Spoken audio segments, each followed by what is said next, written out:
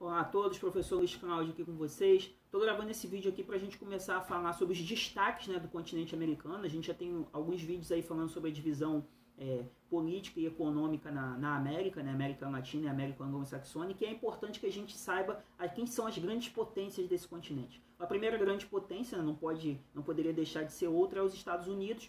Gostaria de falar um pouco para vocês sobre a formação territorial americana, né, como que o território deles se estabeleceu, para depois a gente chegar na parte econômica deles, mostrar todo o poderio militar, questão agrícola deles, que é muito interessante também. Então vamos falar aqui sobre a formação territorial deles.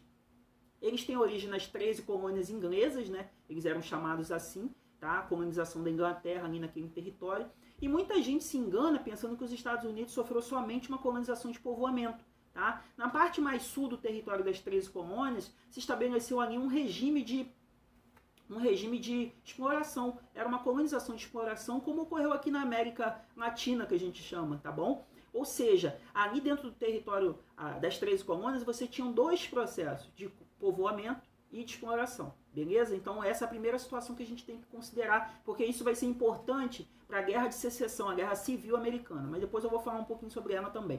O que acontece? Quando o Thomas Jefferson redige, né, a Declaração de Independência das 13 colônias, isso já no século XVIII, por que eles declararam essa independência? Né? Eles não estavam mais aceitando os grandes impostos, né, que eram cobrados pela coroa inglesa, então eles decidiram declarar a sua independência. Thomas Jefferson redigiu essa independência, essa Declaração de Independência, e eles se formaram. Quando eles se formaram, parecia que eram dois países dentro de um só.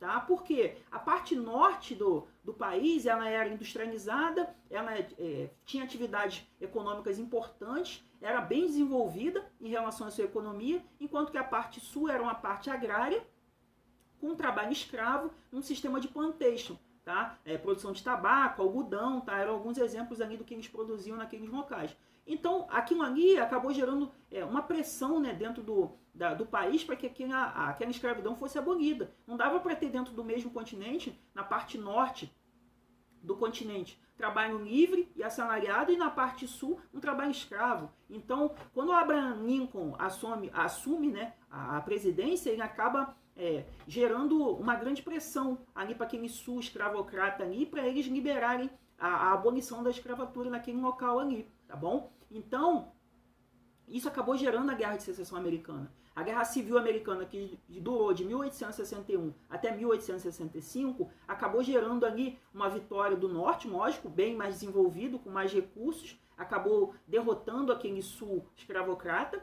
Então, a partir dali, a abolição da escravatura se estabeleceu nos Estados Unidos, né?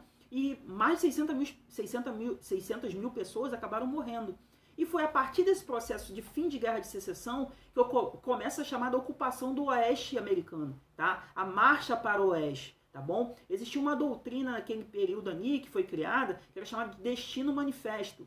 Nessa doutrina, os brancos puritanos, né, advindos lá das colônias, da colonizadora Inglaterra, né, fugindo da contra-reforma da Igreja Católica, né, lembre-se que quem ocupou o território americano foram muita gente que fugiu, né, da Europa naquele período da Reforma Protestante, tá bom? Então, porque ocorreu a contra-reforma da Igreja Católica, então muita gente acabou migrando, tá? Então, esses puritanos brancos, eles achavam que, por causa desse destino manifesto, eles achavam que eles deveriam governar o país. Então, eles foram para o Oeste e assassinaram indígenas, mexicanos, os povos latinos, ou seja, eles se usavam, né, de Deus para poder dizer que eles eram importantes para aquele processo.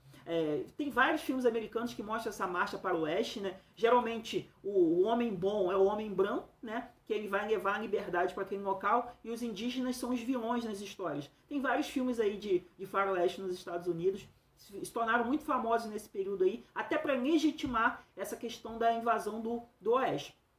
Então o território americano se forma a partir disso, tá? As 13 colônias, depois a gente tem a Guerra de Secessão e essa marcha para o Oeste. Então se estabelece a formação desse território, e os americanos, eles também apoiaram muito os processos de independência aqui da América, tá bom? Vários países da América portuguesa e espanhola estavam nos seus processos de emancipação das metrópoles, e os Estados Unidos apoiou esse processo. O James Monroe, tá? Ele criou a chamada doutrina Monroe, tá? A doutrina Monroe, ela dizia exatamente o quê? A América para os americanos. Ou seja, quem deveria intervir nas situações da América deveria ser os americanos, ou seja, os americanos é que deveriam tomar conta dessa questão da América, tá bom? Então essa doutrina Monroe acaba surgindo muito forte, tá? Depois a gente tem a chamada política do Big Stick, que é a política do grande porrete, isso é mais um pouquinho para frente, né? E os Estados Unidos se tornam uma grande potência desse local, e ela se estabelece como grande potência também nos períodos entre guerras.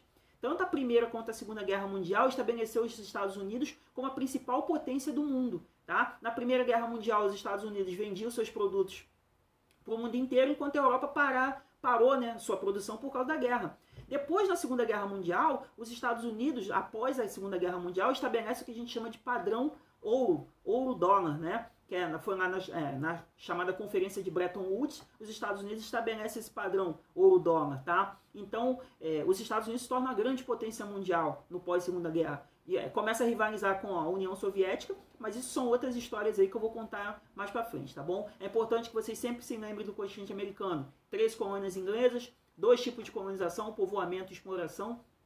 A Guerra de Secessão, que acabou gerando o término da escravidão no continente americano, tá?